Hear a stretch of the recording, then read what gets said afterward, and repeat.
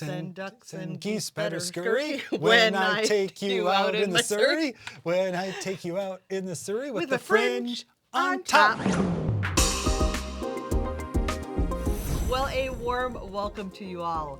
Whether you're a seasoned carnivore ready to take it to the next level, or you're contemplating the carnivore diet, start today. I'm JJ, I'm a life coach, and I eat mostly meat. I'm Eric, I'm a novelist, and I eat mostly meat. I belong to a couple of carnivore groups, and in one of those groups, there was a woman talking about getting ready to start carnivore. So I really wanted to address this today. Now, this woman is in her 30s.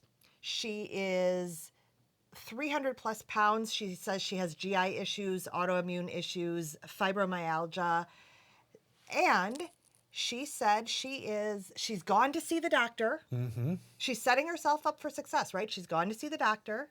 She's done her lab work, her preliminary lab work, her baseline labs, and she's ordered some supplements.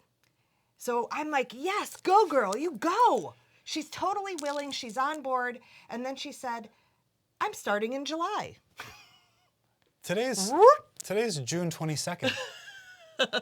That's over 8 days from now. This wasn't my group, so I didn't respond. This triggered you somehow. It did. So what are you thinking? So first of all, I think carnivore is one of the easiest diets to just start. Mm-hmm. You don't need a bunch of fancy foods. Whatever supplements she's waiting for, I don't think she probably needs them. At least to start. How long are they? Are they on the slow boat from China? I don't know. And don't take the sups from China.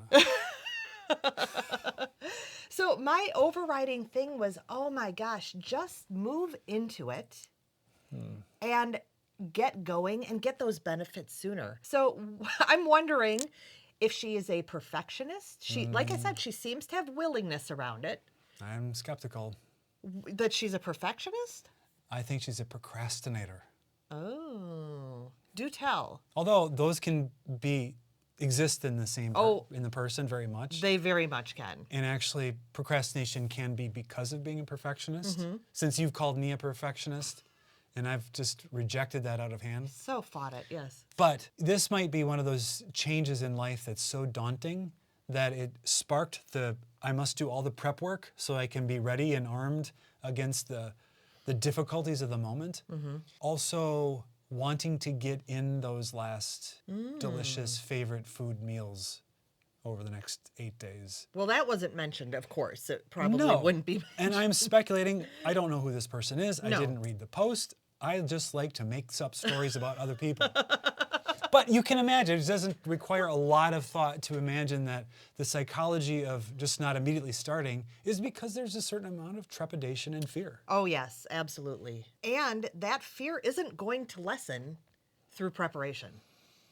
Seems to me like every day that you got closer to the start date would be like create more trepidation, more tension, more stress, more anxiety, because, it's like, you have to peel the bandage off, but you're kind of like trying to slowly peel it off, and every single hair is felt with a great intensity. Yes. Of course, not everybody has giant gorilla arms like this. And when I say giant, I'm getting carried away with that bit. But you know what I'm saying, is that actually setting that week away start date actually is going to increase anxiety, in my opinion. Yeah. Now, the 4th of July is coming. Yes, that's true. So there is a holiday between here and there. Mm-hmm. Or no, she's starting July. So we're going to assume July 1st. And you're making a big assumption. She may be did thinking just say July. She may be thinking the 6th. Yeah. But I think 4th of July is like one of the easier holidays to navigate. Because there's usually hot dogs, hamburgers, brats, that kind of stuff. All that sort of thing. Yeah. Anxiety is so you see it as a ramp up of anxiety heading into it. Yeah. And my total imagination of what she's thinking and feeling suggests that in order to stave off the anxiety, getting every duck in the row is going to somehow, on the day she starts, make her feel like she's ready. And the truth is, you will never be ready. You can't imagine life after you start necessarily. No, because you don't know how, you have an anticipation of how deprived you're going to feel, or you might have to go through the keto flu, or you're going to have some sort of involuntary cleanses with your gut. And so you've heard all those stories and now you're worried. All of those things are very survivable, very endurable in the moment. Thinking about them is what's worse than actually experiencing them. I just said this to you the other day. I don't love making phone calls. And I had a whole bunch of phone calls to make. I put them off long enough. And I got on the phone and I was like, oh my gosh, that was so easy. The thinking about making the phone calls is torture. Yeah. But you made some phone calls too. I know. Carnivore has allowed me to make phone calls. Just another things to the list. I still don't like doing it. Yeah. But if you're waiting to be 100% ready, it's maybe not going to happen. So what are you encouraging? It appears that a decision has been made. She's like, I am starting in July. But I'm not sure if that's really a decision. Okay. Maybe, maybe not. So I would make a decision, a strong decision to start today, period. Start today. Just do it. Dive into the cold water. Don't try to eke in.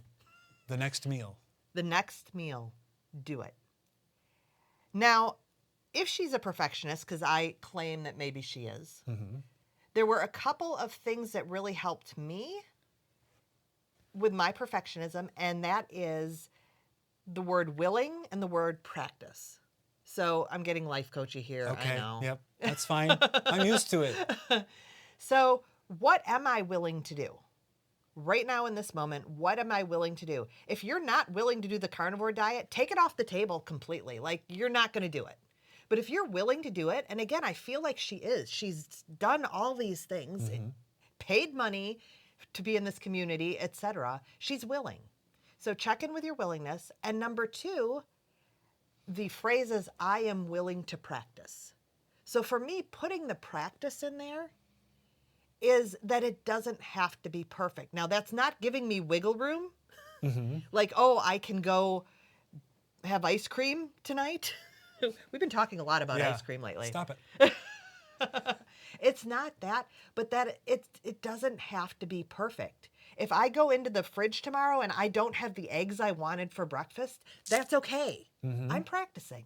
It doesn't have to be perfect. I equate this, like most things, to writing fiction. Because all of this sounds like a writer who wants to write a novel, has done all of the world building, knows the characters' parents, knows their character's favorite color, and has plotted out all of that world building in their mind. And there's just a few more details they need to figure out before then they can start telling the story. And you can get into a trap of just doing world building for the rest of your life. The only answer to writing any sort of short story or novel is to start writing that short story or novel immediately, without the world building, without knowing any of the plot or any of the endings, none of the twists. You need to know nothing. Sorry, I spat because I'm so angry about this. You need to know absolutely nothing. It costs nothing. You start immediately, and then you do that every day, and eventually you'll have a rough first draft. And the idea of practice is you're not going to start being a great writer. It's not going to be your final draft. You're very likely to start off being somewhere between mediocre and average. With a few flashes of brilliance and some chapters that just don't work. It doesn't matter. You have that idea of like, I am discovering this story. You recruit curiosity, because you're trying to learn a craft at the same time as you're trying to experience a story. I think if you approach carnivore or any sort of a health change with curiosity and as an experiment to see what happens, it takes a lot of the pressure off, because when you encounter the difficulty, the challenge, whether it's the craving or maybe you're getting into keto and maybe your electrolytes are a little low and you're feeling some palpitations. That happened to me every time I went into keto until I figured out I need a lot of salt. Anytime those things happen, it's an experience with which you will deal, and then in the next time you experience it, you'll have some idea what to do. And that will level up your mastery, And quickly, you'll make gains and you'll gain confidence. And there's nothing like progress to make you feel confident. Yeah. Yeah. And you can't progress through preparation. You have to progress through action. Most people think they need confidence before they begin. Like That's they're it, yeah. waiting to be Yeah. ready, If waiting you're- for the confidence. I know. It's in every phase of life. People want confidence that they'll succeed because they want certainty. And we've talked about this in the past. If you want certainty, if you prioritize certainty, you are setting yourself up for misery in life in general. You should just abandon that totally. You should have actual contempt For it. certainty? Yes. I like that. We talked about this in the past, that if you're stuck, you need more risk. Now, I'm getting mad. But it's so counterintuitive. It is counter, yeah. Because everything in us, every instinct wants safety, protection, that we want to protect our ego, we want to protect our own sense of ourself. So any failure, especially if it's around our health or weight loss where we've had past successes that we then lost because we went off the wagon, that is just really feels like dangerous territory for a lot of people. And so they feel like, oh, am I just setting myself up for future disappointment? Because it's heartbreaking. Yeah. And the answer is you don't know. You can't know, but you can't give up. You can't give in. You can't just say, this is it. When you know that there's this very powerful tool like Carnivore sitting there, right there, ready to be done. Ready to be done, ready to help you with your GI issues, your autoimmune issues. Again, we don't know what the results are going to be, but you're going to see progress. The weight may not start coming off for weeks or even months. I mean, in your case, it was 7 months. 7 months till I had weight loss, yes. Don't focus on that. No. If you make that your only priority and you can't control it, then you're setting yourself up for disappointment. You need to be focusing on the positive changes you can detect. Yes. And that might be in skin issues, in IBS, in acid reflux, certain allergies. There's a whole list of things that can resolve before weight starts to come off. And those are huge quality of life benefits. Yes. And you don't need to wait 1 week to start deriving them. No, that's what I was going to say. That if you're delaying, I'm getting more worked up. Sorry, I interrupted you. I'm getting more worked up by the second. if you're delaying all those benefits. Yeah. And maybe that's why I'm getting a little worked up, is because I just know that you can't get that week that you're waiting back. No. Time is ticking. Don't be chicken. for me, too, carnivore is one of the simplest diets to start. You don't have to wait for your food to come in the mail. You don't have to go to the store and buy your shakes. Like, it is the most simple thing to start today or tweak today. Absolutely. Or tweak today. I've been mentioning past videos that I am currently doing a daily food log, which I will be talking about in our next video next Wednesday. And it's just pointed out to me there's certain things in my diet that I allowed in that I didn't think were mattering, but I think they matter. I'm already making the changes Yeah. because I'm not waiting until next Wednesday because I want I don't want to lose that time. No. I'm 53 and I only have it at least 50 more years. Right. And I don't want to waste that next 50 No. years. I don't want to waste a single day of it. There's a person contemplating carnivore. We've talked a lot about the mindset and making those decisions and confidence. Yeah. And what are some practical tips you would give around food or... Okay, so we talked about this very briefly before we started this. And it was like, okay, we're watching JJ and Eric, and I'm like, Eric's got me riled up. I'm starting carnivore today. I'm not waiting. But I only have a pantry full of carbs. And I think I've got 3 eggs. And maybe some bacon. Well, let me tell you, the eggs and bacon are your dinner. But if you don't even have the eggs and the bacon, you know what you can do that is totally carnivore? What? Eat nothing until you go to the store and buy it. So if you don't get to the store until tomorrow, that's when you get to eat. And if all you can do, because maybe you gotta go to work or something, maybe what you need to do is drive to the local gas station and get some of those prefab hard-boiled eggs. We have done this. Our local gas station, I've gotten hot dogs there. I've got, we can get ground beef there. Yeah. We've gotten eggs. Eggs, lots of eggs, bacon you can get. Bacon, yeah. So it is doable. There's almost like, my Gen X-ness just kicked in. Because for some reason, my brain flashed on the A-Team. Oh. And when the A-Team was cornered, every episode, they welded a whole bunch of panels onto a truck to armor it so that they could either escape or they could break in to help somebody escape. And I'm like, you need A-Team mentality. Is that, all right, I'm starting immediately and I've got only bread in the house. So, well, that goes straight into the garbage. Yeah. And I'm either going to the store I'm going to get some bacon, I'm going to get some steak, I'm going to get some ground beef, and I'm going to get some eggs, and that's it. And I'm going to fire it up and eat it. Get some energy around it, rather than tiptoeing in with trepidation and timidity. Recruit some masculine energy to crush that first meal. I like the crush the first meal. But does that speak to you? Or would you be more of a, let's ease into the shallow end and I think slowly she's acclimate? eased. Yeah, she's already eased. She's eased. This person, or if you're contemplating a change to your carnivore diet and you've been thinking about it and watching the videos and reading, you've done the work. You're done. So at this point, I really think it's just, you got to go. Yeah. You have to pull the Band-Aid off. You have to dive into the cold water. You have to be the A-Team. The baby's to term, you've got to induce. So at this point, it is do it. I was talking before we started recording about how geese don't get into a V formation on the ground. If you've seen them in the sky, they're in that V formation. They don't get all in a row and get all set out and then take off. They just go. And it's time to just go.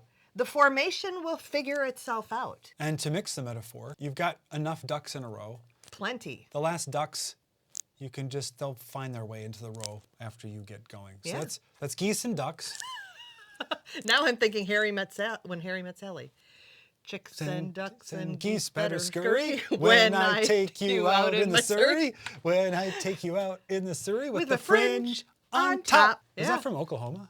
I think it is, I think that's from Oklahoma. Yeah. I had to sing an Oklahoma medley in middle school or something, and that's how I learned those lyrics. Yeah. The things that stick in the brain. So maybe you have been eating some fruit, and maybe a banana's crept in every day. Every day. I've had some carbs with cheese, dairy-related things creep in, and while heavy cream can work for some people, the carbs in the cottage cheese flatbread, they do add up. I think I've seen some issues. So the cheese and the dairy has gotta go. And today, I've had none. The only way to find out is to eliminate it and see how I feel. Yeah. And I'm not going to eliminate it next week. I'm not going to eliminate it after we do the food log video. It starts today. Starts today.